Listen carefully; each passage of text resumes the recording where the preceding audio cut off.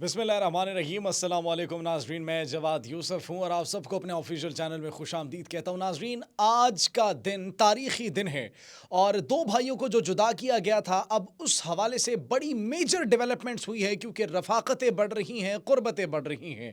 लेकिन सवाल ये है कि जैसे मुक्ति बाहिनी की तहरीक चलाई गई, बंगालियों के दिलों में पाकिस्तान के लिए जज्बात उभारे गए, मुखालिफ पाकिस्तान मुखालिफ जज्बात उभारे गए थे और पाकिस्तान के खिलाफ एक बयानिया बनाया गया था। अब वही लोग जिन्होंने बयानिया बनाया था, अब उनको उनका मुल्क ही मयस्सर नहीं और भारत की गोद में वो बैठे हुए हैं। हम बात करें शेख हसीना वाजिद की। नाज़रीन, शेख हसीना वाजिद के हवाले से बड़े सवालात हैं और वो सवाल एक ये भी है कि क्या भारत शेख हसीना वाजिद को वापस दोबारा बांग्लादेश के हवाले करेगा या फिर नहीं करेगा। जो इलेक्शंस होने वाले हैं उसमें भारत का इन्फ्लुएंस, रॉ का इन्फ्लुएंस होगा या फिर नहीं होगा, ये भी एक बहुत बड़ा सवाल है। सिर्फ ये नहीं नाज़रीन, बल्कि भारत को गर्दन से इस वक्त दबोच लिया गया है। आप तसव्वुर करें, बड़े तहलका खेज इंकशाफात हुए और भारत के 5 टुकड़े 2027 में कंफर्म हो चुके हैं कि भारत के 2027 में 5 टुकड़े होने वाले हैं। ये इंकशाफ किसने किया है? 5 टुकड़े कौन करेगा, कैसे करेगा, कौन से ममालिक उसमें शामिल होंगे, उस हवाले से भी खबरें मौसूल हुई हैं। भारत पर J-10C दो अतराफ से रेडी है हमला करने के लिए। वो दो ममालिक कौन से, इस हवाले से भी खबरें हमारे पास आई हैं। साथ ही साथ नाज़रीन, कुछ मेजर डेवलपमेंट्स हुई है चिकन नेक के हवाले से। चिकन नेक के हवाले से बड़ी प्लानिंग सामने आई है। भारत के सैकड़ों नहीं हजारों फौजी लापता हो चुके हैं, उस हवाले से भी मेजर डेवलपमेंट्स हैं, वो भी आपके साथ शेयर करेंगे। और नाज़रीन, सिर्फ यही नहीं बल्कि पाकिस्तान की बांग्लादेश के साथ डील होने वाली है, बांग्लादेश की चाइना के साथ भी डील होने वाली है और अब 3 ममालिक का ऐसा इत्तेहाद बनेगा जो कि भारत के लिए कयामत साबित होगा। भारत पर एक नई कयामत टूटने वाली है, इस पर भी बात करेंगे। सबसे पहले नाज़रीन बात करते हैं आज के उस दिन की जिस दिन दो भाइयों को जुदा करने की कोशिश की गई। दो भाई जो थे वो थे ईस्ट पाकिस्तान और वेस्ट पाकिस्तान। पाकिस्तान से पाकिस्तान के भाई को जुदा कर दिया गया। लेकिन नाज़रीन, अब उनके लिए जिन्होंने जुदा किया था, बड़ी बुरी खबरें हैं। और सबसे पहले तो बुरी खबर यह है कि अरुणाचल में जो इस वक्त हलचल मची हुई है, चाइना ने बड़ा टफ टाइम देना शुरू कर दिया भारत को और चाइना ने उस इलाके को ज़ांगडान डिक्लेयर कर दिया है। वहां पर मिलिट्री डिप्लॉय कर दी गई है। अहम खबर यह है कि चाइना ने अपनी सरहदों पर जो मिलिट्री डिप्लॉय की है, वो सिर्फ मिलिट्री डिप्लॉय नहीं की बल्कि नाज़रीन, भारत के हजारों की तादाद में लद्दाख और अरुणाचल प्रदेश की सरहदों पर फौजी गायब हो चुके हैं। और ये खबरें मौसूल हो रही हैं कि चाइना ने उन फौजियों को, वहां पर क्लैशेस हुए थे जिसके बाद भारतीय फौजियों को जहन्नुम हासिल कर दिया गया। भारतीय फौजी अपनी जान से हाथ धो बैठे हैं और अभी तक उनको क्लेम ही नहीं किया गया भारत की जानिब से। भारत की जानिब से यही नहीं कहा गया कि हमारे फौजी जो हैं वो हलाक कर दिए गए हैं, उनको वो जो अपनी जान से हाथ धो बैठे हैं, अभी तक भारत ने उनको गुमशुदा डिक्लेयर किया हुआ है कि वो गुम हो गए मौसमी हालात की वजह से। तो भारत इस वक्त सिर्फ एक तरफ से नहीं बल्कि मुख्तलिफ अतराफ से घिर चुका है। एक तरफ चाइना ने उनको टफ टाइम दिया हुआ है, दूसरी जानिब बांग्लादेश ने जो उनके साथ हाल किया है वो आप तसव्वुर नहीं कर सकते। बांग्लादेश के अंदर उनकी जितनी भी इन्वेस्टमेंट थी वो डूब चुकी है।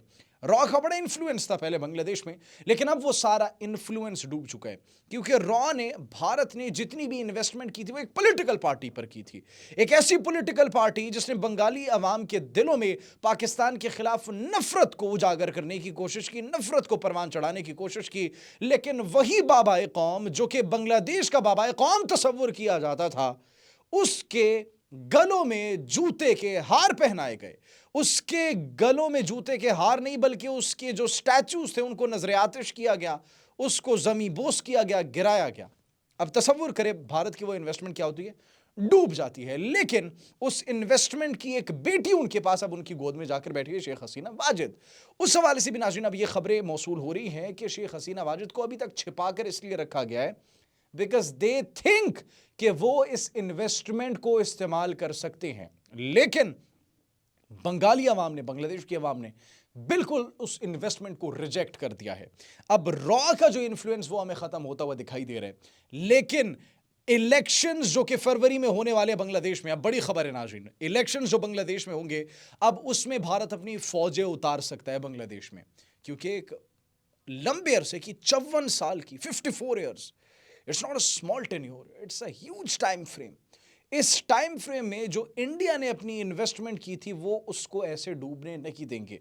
अब सवाल ये पैदा होता है कि जब इलेक्शंस में इंटरफेयर करने की कोशिश की जाएगी, जैसे पहले मुक्ति बाहिनी की तहरीक थी जिन्होंने अपने ही लोगों को मारा, जिन्होंने बांग्लादेश की आवाम को मारा और उस अंदाज में मारा कि वो ये कह रहे थे कि हम पाकिस्तान से हैं। लेकिन अब वो सारी चीजें जो एक्सपोज हुई उसके बाद अब बांग्लादेश की आवाम इस चीज को एक्सेप्ट करने को तैयार नहीं है। तो अगर भारत ने अब इंटरफेयर करने की कोशिश की तो सिर्फ बांग्लादेश नहीं बल्कि पाकिस्तान भी अपनी फौजें बांग्लादेश में उतार देगा। ये खबरें भी मौसूल हो रही है कि पाकिस्तान अपने भाई के साथ मुकम्मल तौर पर मिलकर जो है वो खड़ा होने को तैयार है। सिर्फ ये नहीं बल्कि अभी जो बांग्लादेश के हवाले से एक मेजर डेवलपमेंट हमें मौसूल हुई है नाज़रीन, वो ये है कि मई में जब जंग हुई थी पाकिस्तान और भारत की, तो भारत को खलबली भारत में मच गई थी। भारत और मोदी सरकार की जो है चीखें पूरी दुनिया को सुनाई दे रही थी, क्योंकि बांग्लादेश में बांग्लादेशी ऑफिसर्स ने, बांग्लादेश की आर्मी ने कहा था कि हम इनकी चिकन नेक, इनकी गर्दन पर कब्जा कर लेते हैं, इनकी गर्दन को इनसे जो अलहदा कर लेते हैं, गर्दन को दबोच लेते हैं, गर्दन को पकड़ लेते हैं, क्योंकि that's the only chicken neck of 22 kilometres Siliguri corridor, जो कि 7 रियासतों से भारत को अलहदा करती है और उनका रास्ता बांग्लादेश की सरहद के बिल्कुल करीब है। बांग्लादेश की जो दोनों अतराफ हैं वो उनकी टेरिटरी है, उसके दरमियान में 22 किलोमीटर की जो एक पट्टी है वो जाती है उन सिलीगुड़ी कॉरिडोर, और वो सिलीगुड़ी कॉरिडोर से उस तरफ जो 7 रियासतें हैं वो भी लैंड लॉक्ड है। तो अब भारत के लिए बड़ी टेंशन है, क्योंकि अरुणाचल एक इलाके को तो जांगनान चाइना ने डिक्लेयर कर दिया है। अब भारत के नाज़रीन 5 टुकड़े होने वाले हैं, 5 से 7 टुकड़े होंगे, हमने आपको शुरू में बताया था। अब उसकी क्या हकीकत मौजूद है? उसमें हकीकत नाज़रीन ये है कि दिफाई तज्ज़ियाकार मेजर रिटायर्ड मीसम रज़ा ने बड़ा इंकशाफ किया और वो ये कहते हैं कि भारत के 2027 तक जो है टुकड़े होते हुए दिखाई दे रहे हैं। भारत बचने वाला नहीं है। द रीज़न, और ये रियासतें जो 7 सिस्टर स्टेट्स हैं ये भी बचने वाली नहीं है। ग्रेटर बांग्लादेश का मैप, ग्रेटर बांग्लादेश का जो खाका था, जब पाकिस्तान के नायब वज़ीर ख़ारजा और नायब जो वज़ीर आज़म है, नायब वज़ीर आज़म इसहाक़ डार, वज़ीर ख़ारजा और नायब वज़ीर आज़म इसहाक़ डार साहब जब वो विज़िट करते हैं वहाँ पर, तो वहाँ पर जो मैप एक प्रेजेंट किया गया था वो ग्रेटर बांग्लादेश का था, जिसके अंदर ये कुछ रियासतें मौजूद थी। नागालैंड के अंदर, आसाम के अंदर, अरुणाचल प्रदेश, इधर फ्रीडम फाइटर्स भारतीय फोर्सेस का क्या हाल करते हैं, पेट्रोलिंग यूनिट्स का क्या हाल करते हैं। तो भारत जो है वो बचने वाला नहीं है। अब भारत का सिर्फ एक मुल्क के साथ मसला नहीं है, असल मसला ये है कि भारत का नेपाल के साथ मसला, भारत का चाइना के साथ मसला, भारत का बांग्लादेश के साथ मसला, भारत का श्रीलंका के साथ मसला, भारत का पाकिस्तान के साथ मसला। तो भारत को अब एक तरफ से जंग का सामना नहीं करना पड़ेगा। भारत ने इतना इन्फिल्ट्रेट करने की कोशिश की है, भारत ने अपने पड़ोसियों को इतना तंग किया है, इतना तंग किया है कि अब भारत को 5 अतराफ से जंग का सामना करना पड़ सकता है और भारत की खैर नहीं है। भारत बचने वाला नहीं है। आने वाला टाइम भारत के लिए बहुत ज़्यादा टफ होने वाला है। अब जो इसमें एक चीज़, एक एडवांटेज है बांग्लादेश को भी, वो एडवांटेज ये है कि कुछ डील्स चल रही हैं। पाकिस्तान के बांग्लादेश के साथ ताल्लुकात हुए, एजुकेशनल जो है कॉपरेशन और म्यूचुअल जो है वो हमारी कॉपरेशन, और उसमें मुख्तलिफ MOUs पर दस्तखत हुए। 15 के करीब MOUs थे, जिनके अंदर एजुकेशन से मुतल्लिक थे कुछ MOUs, कुछ अस्करी नौयत के MOUs थे, कुछ ट्रेनिंग प्रोग्राम्स थे, कुछ हमारी मीडिया के जो है MOUs भी उसके अंदर शामिल थे। टॉप जो हमारी हियरार्की है और जो हमें ताल्लुकात उनकी अवामी सतह पर उनके साथ बहाल करने चाहिए, तो उनकी पॉलिटिकल पार्टीज़ के साथ साथ हमने मुख्तलिफ शोबों में उनके साथ जो है वो MOUs पर दस्तखत किए। अब नाज़रीन बांग्लादेश की पाकिस्तान के साथ बहुत जल्द अस्करी डील होने वाली है, और सिर्फ ये नहीं बल्कि बांग्लादेश की चाइना के साथ भी अस्करी डील होने वाली है, और J10C की $2.2 बिलियन की डील होने वाली है, जो कि नाज़रीन भारत के ताबूत में आखिरी कील की मानंद साबित होगा। अब भारत को एक तरफ से सिर्फ J10C नज़र नहीं आएंगे, भारत को 2 अतराफ से J10C नज़र आने वाले हैं, और एक तरफ पाकिस्तान होगा, दूसरी तरफ बांग्लादेश होगा। बांग्लादेश मुकम्मल तैयार हो चुका है, बांग्लादेश के अंदर भारत की इन्वेस्टमेंट डूब चुकी है। जो भारत का एक कठपुतली था वो भारत ने अपनी गोद में बिठाया हुआ है, और अभी भारत के लिए आने वाला वक्त बहुत हमें बुरा दिखाई दे रहा है। भारत कभी भी ये बेयर नहीं कर सकेगा, कभी भी बर्दाश्त नहीं कर सकेगा कि उनके बैक वक्त 2 से 3-4 ममालिक के साथ जो है वो मामलात ख़राब हो और उनके साथ जंग हो, क्योंकि भारत अब इस स्टेज में नहीं है। बैनुल-अक़वामी मंज़रनामे पर किक आउट किया जा रहा है भारत को।